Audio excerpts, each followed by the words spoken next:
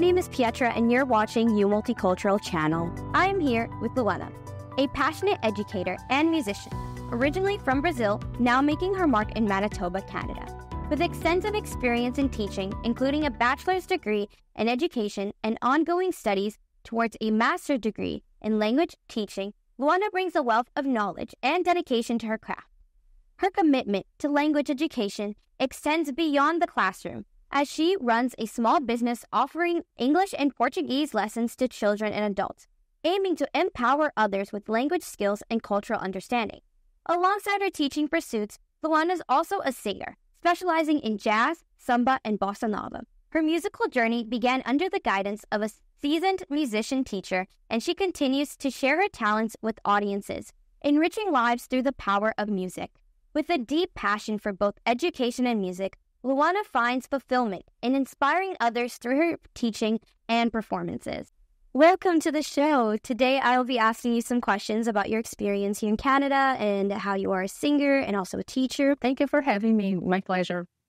I'll ask you question number 1.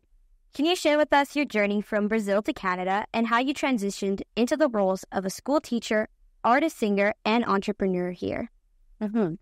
Yeah, I moved to Canada 10 years ago. And I used to be a teacher in Brazil as well and a singer. And when I moved to Canada, I used to work in a daycare. And I started singing right away because I met my partner in music, Marcos. He's a friend. And he's from Rio as well. And so I met him and we decided to start a duo. So we started singing samba and bossa nova here. And I was, as any other new immigrant in Canada, trying to get the papers to become a permanent resident and then a citizen. So during this time was the time that I had to go to school, I had to work, so I didn't have much time to think about business or teaching Portuguese. But after some months, then, or maybe a year, I started to teach private lessons to close friends. And then after, I think 4 years, then when I decided to open the language school, my business, and I started to teach as both Portuguese and English for children and adults. And for my surprise, he had lots of people coming to learn English with me. Because in Canada we have lots of English schools, but if your first language is Portuguese and you want to learn fast, an easiest way is to learn with somebody who speaks your language. So yeah, it was everything very natural. I was in Brazil a teacher, I was a singer, and when I moved, everything just happened naturally. Yeah, that's really good. Yeah. And what motivated you to pursue a career in education? And how do you incorporate your Brazilian heritage into your teaching and entrepreneurial endeavors in Canada? Yeah, become a teacher, how I started that was very natural. In Brazil, I started teaching when I was 13 years old, not a classroom teacher, but I was a tutor. And so when I was 13, I had 4 students that they would come to me after class every day. Because in Brazil, the school is only in the morning or afternoon. It's not like here. So I used to go to the school from 7 a.m. to 12 at noon. And then at 1 p.m. I was home already. So I started teaching these 4 students. When I was 14, I had 10 students. When I was 16, I had 20. When I was 18, I had kind of 30 students. So that was my job. I never had a other job. And I did that until I finished my bachelor degree. So that's how I started teaching. It was very, very natural. And when I moved to Canada, of course, teaching Portuguese is very important. And in my school, it's not just about teaching Portuguese or English, but it's also bringing the Brazilian culture to Canada. And not only for the Brazilian community, but to the Canadian community, to everyone. Yeah.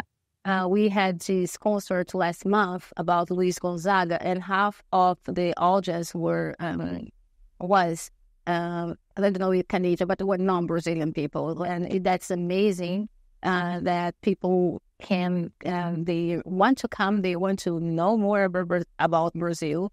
And yeah, did I answer the questions? And the singing, how I started singing, very natural as well. I grew up in a Baptist church, so I was always singing in the church and in my neighborhood, in the school.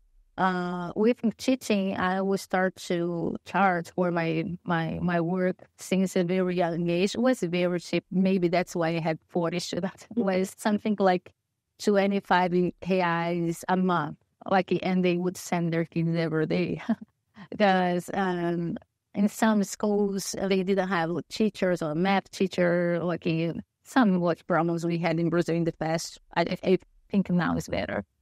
And I had to teach them how to read and write, so they would come to see me every day, and was very, very cheap. The singing, I started singing for free in parties and weddings. And after, when I had an understanding that I was like a musician, that I could make it just like a real job, I think I was about 15 or 16 years old. Yeah. So you were singing ever since you were a little kid? Yeah, very little. Yeah, I started singing in the church, and then in the school. And in my neighborhood too, when we had a big party or graduation, so my friends would invite me to sing. So yeah, that's really cool. Mm-hmm. And why did you start teaching Portuguese in Canada? It's a beautiful language, but it's also part of who I am. When I moved, I was an adult, so everybody who is an adult and moved to another country, we understand that our language is more than just a mean of communication, but it's who you are. Yes, your heritage. Yeah, true. When I moved, I didn't have kids, but I want my kids to speak Portuguese and to first, it's the door to talk to my family who is in Brazil, and also is another world that opens to them. We don't know what they're going to be when they grow up. It is a professional way, and then a cultural way. So it was just who I am. I am a teacher, a Portuguese teacher. Portuguese is my life. And then that's why I decided to start teaching Portuguese again. Yeah, because Portuguese is the language that you grew up speaking as well. So you wanted others to learn it, to do the same, right? Yeah. Especially our kids. And I think that's the reality of most of the immigrants. Yeah. Many of our relatives in Brazil, they don't speak English, right? Mm-hmm. They don't. So if your kid doesn't speak Portuguese, they can still communicate with them, but it's a barrier, right? Somebody would have to be translating them all the time. So when they are able to speak Portuguese, is definitely. Yeah.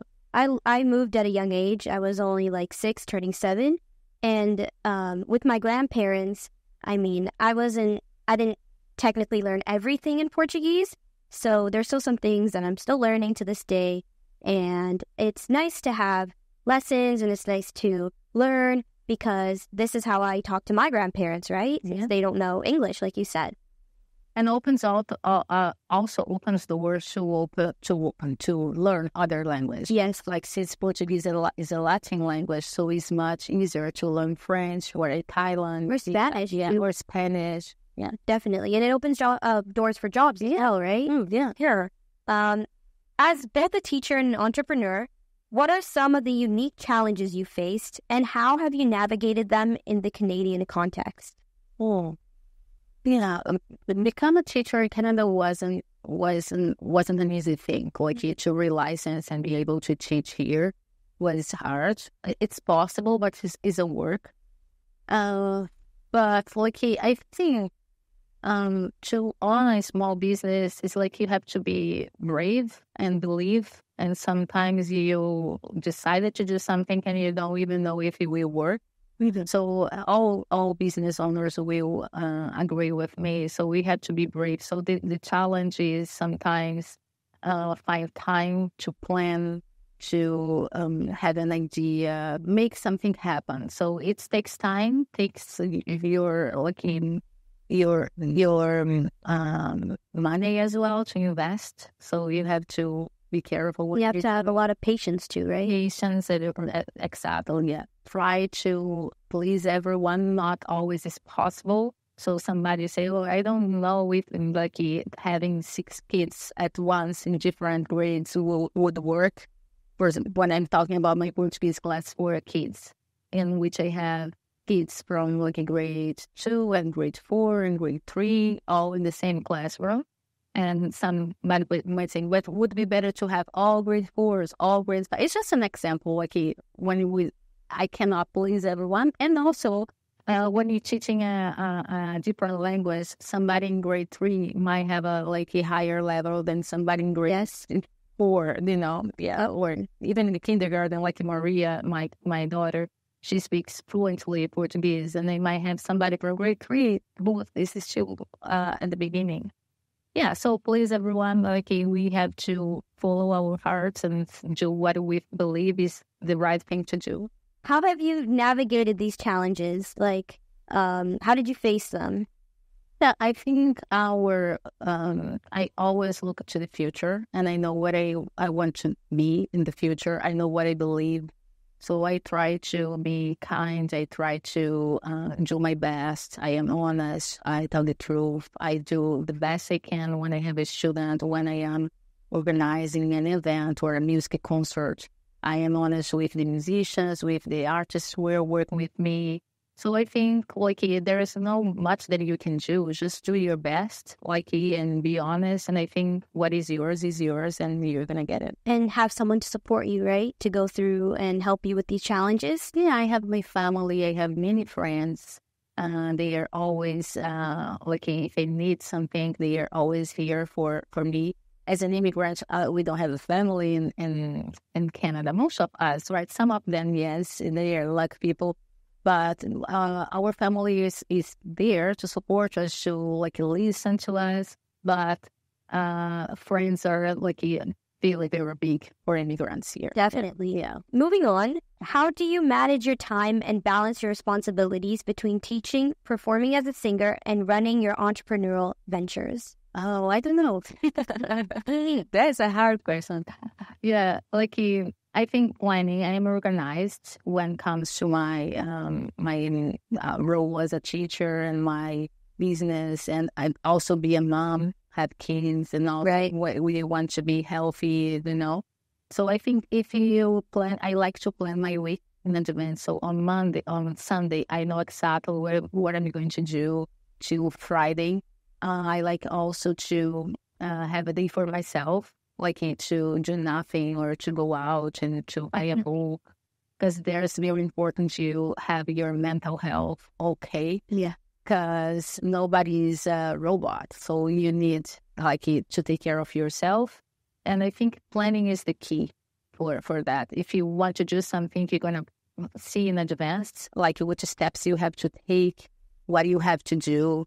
And making a goals list. That's what I do, and I think organize your schedule. Yeah, that's good. Yeah. Could you highlight some significant moments or achievements in your career as a teacher, singer, and entrepreneur in Canada? They've been particularly memorable or impactful for you. Teaching Portuguese or English as second language was very nice to see somebody who didn't speak Portuguese speaking Portuguese, because they were taking lessons with me, and that's very, very important to see your hard work, right? Yeah, it's nice to see the results, right? It's right in front of you. Definitely. Yeah, and even as being a teacher in school, I love being a high school teacher too. I love it in Brazil. I still have some old students from Brazil on my Instagram, and I talk to them. And they are Portuguese teachers when they were in grade 12, and now they are lawyers, they are doctors, and I see how they grow, and that's very, very beautiful and speechless. I think I don't want to cry, and I almost don't cry, but when you look at them, I remember that is something that touched me. And with music, one of the very special moments I had, I have done a lot, jazz festival, big festivals in the city. But the last concert that was promoted by my school, the Luis Gonzaga one, I saw people crying at the end of the show. It was so beautiful. People were really experiencing something special. So I never will forget that again. Definitely. Yeah. In your artistic career, or, vamos fazer de novo. In your artistic... Tá difícil hoje. In your artistic singing career, how do you integrate your Brazilian cultures? Vamos fazer de novo, filho. In your artistic singing career, how do you integrate your Brazilian cultural influences into your performances? And how has it been received by Canadian audiences? Yeah, so I will always bring Brazil to my business and to my singing. I try to translate. Now it's a new thing. Like if the last concert, I translated everything. So people can, even if they don't speak Portuguese, they can come and then they can listen to the music, and then they can even know what the music is about. Understand, right? Yeah, the poetry. So, yeah, and I want to do like much more in this way, because I think it's very, very important. It's very beautiful too. So, when you see something that is very beautiful, you want to share with the world. That's what I think about Brazilian poetry, Brazilian music, Brazilian art in general.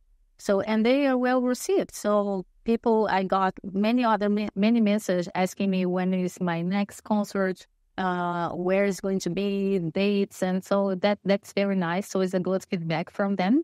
And I think Canadians in general, they like to see different things, like music from different countries.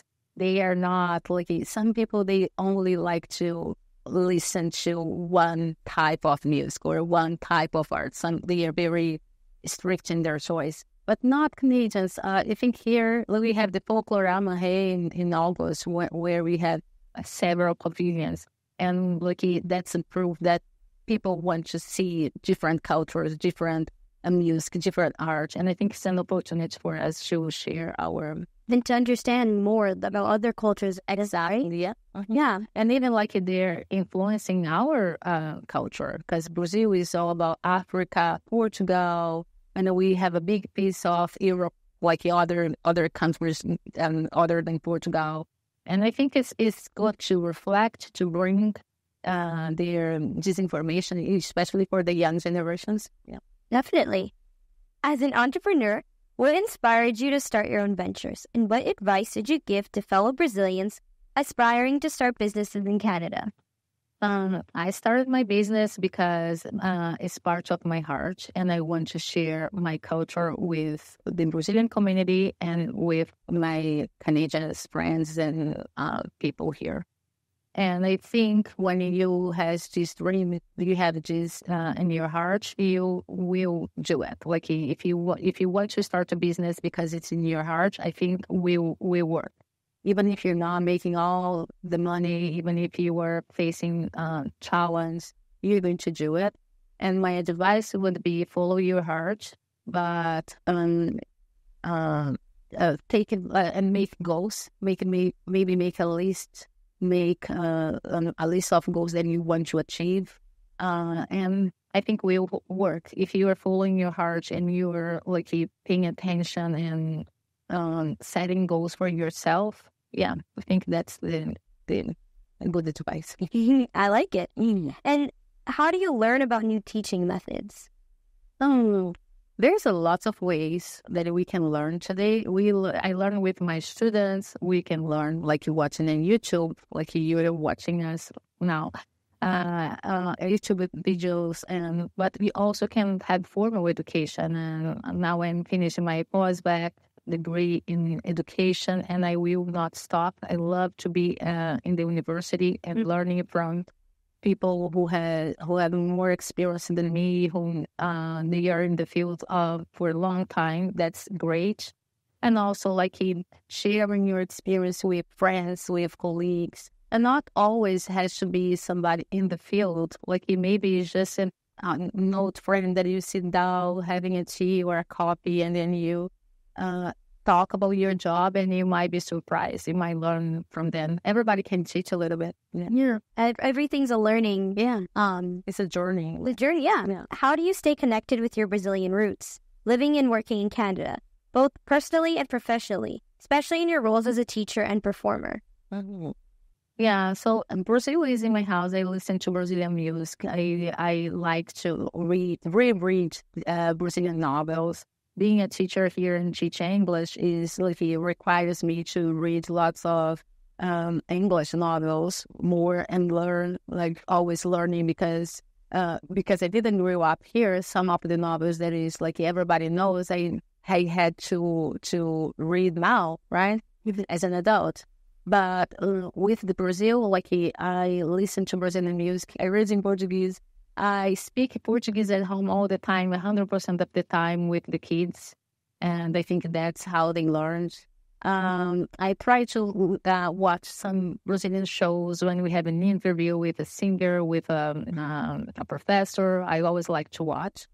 And yeah, and I have my family in Brazil who I talk all the time. Like in the Brazilian community, we are always having gatherings in which we can speak to it, like in Portuguese and about Brazil. Yeah, with other Brazilians, connecting with them helps to keep up the traditions, right? Yes, exactly. Yeah. And how does being part of the Brazilian community help your teaching?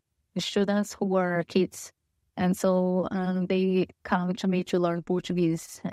Their parents are Brazilian, most of them, or sometimes only mom is Brazilian, only dad is Brazilian, and then one of the parents is not. But most of my students, they have mom and dad Brazilian.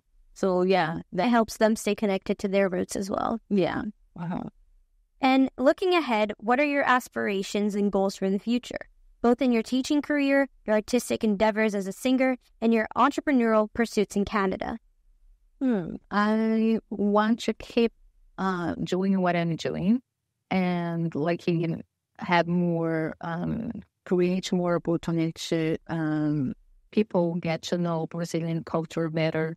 So I have like plans to have more concerts like the one we had last month, and create more opportunities so people come and share their knowledge. Some maybe and get to know even the Brazilians who are here and we don't even know, and they can come and share and tell their experience and stories from Brazil and share this with the little kids. So I want to create a place where kids will come and then they will find Brazil. Like when they come to me or for one of my events, they will come to Brazil. Will be an opportunity to travel to Brazil for a little bit. That's really nice. Yeah. And what do you hope people remember about your teaching and singing? About my teaching, I hope they will have sweet memories. I'm a top teacher, but I'm kind as well. At the same, we are top because we must be, because we want them to learn. Right? Yeah, them to learn. But I am sure that my students, they have sweet memories about me. Like sometimes I write poetry to them. Sometimes I call them, and I know all of them. I know when they are not well, and I understand them as human beings, and try and I look at them as unique people. Right. Yeah. And for my muse, I think it's about the same thing, like to bring them to Brazil for a moment when I'm singing, and like I wish I was like kissing them, like in a metaphorical way, like a kiss from Brazil when they are listening to my music. Yeah. That's really nice. Yeah. And how can we stay connected with you and your work as a teacher and as an artist? Yeah, on my Instagram, I have Sonido WPG, at Sonido WPG for Instagram, for my school.